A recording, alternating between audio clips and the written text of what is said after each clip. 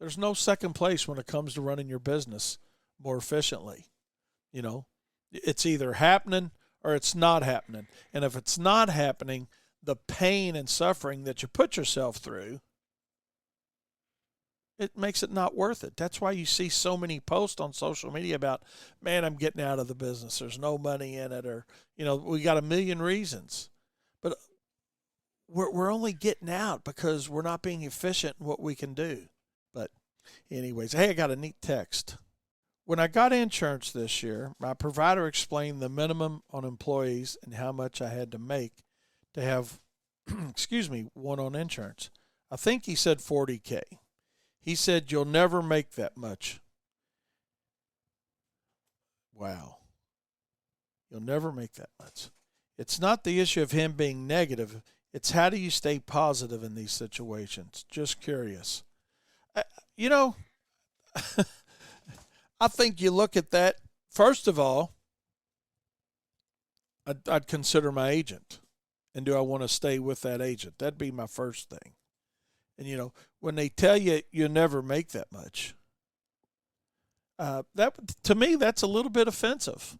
I mean, I don't know how you want to handle it or how you handled it or if you're going back to the same agent. But, that's kind of like, and this doesn't happen all the time, but it made me think of a story with an equipment dealer one time. This goes back a long, long time. I was a one-truck operation, and I walked into one of our dealers here in town, and my weed eater or weed whacker, depending on where you're listening to me, right? You guys up north, my weed whacker.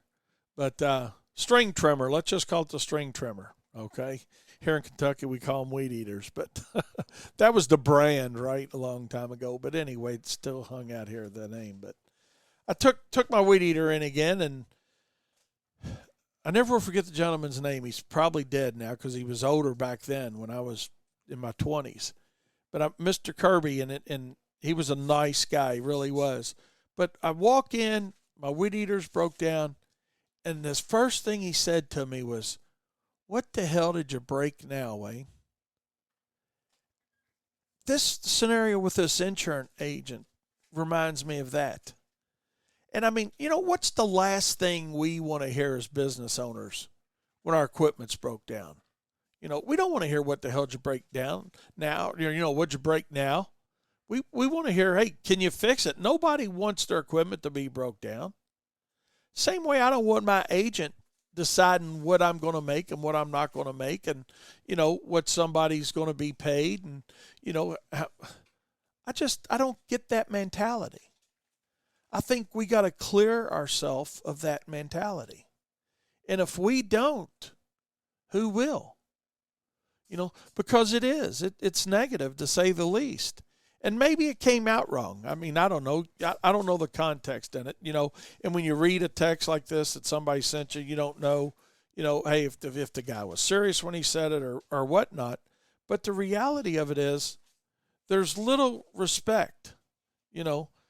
Just got another text from a gentleman. He says, hey, man, that would motivate me to prove him wrong and then go to his competitor and buy and bring all my family and friends. Absolutely. I agree with that 100%. You don't have to take that. You don't, and don't look at that as, well, I'm looking at it as a Debbie Downer kind of thing. That's certainly not a Debbie Downer maneuver. That's just a dumbass salesman's what it amounts to. And that's what insurance agents are. They get a good title, an insurance agent, but at the end of the day, they're salespeople like you and I are. And I agree 100% with that, take that as motivation to move you along. Show them that you are going to be different. Because I think what happens to a lot of us as an industry, that is the perception of our industry out there. But who can we change? We can change our own company. And we're the ones that got to change our own companies. It's up to you. So if you don't want that perception, don't put that perception out there. And it does take a lot of change. It will take a lot of change on your end.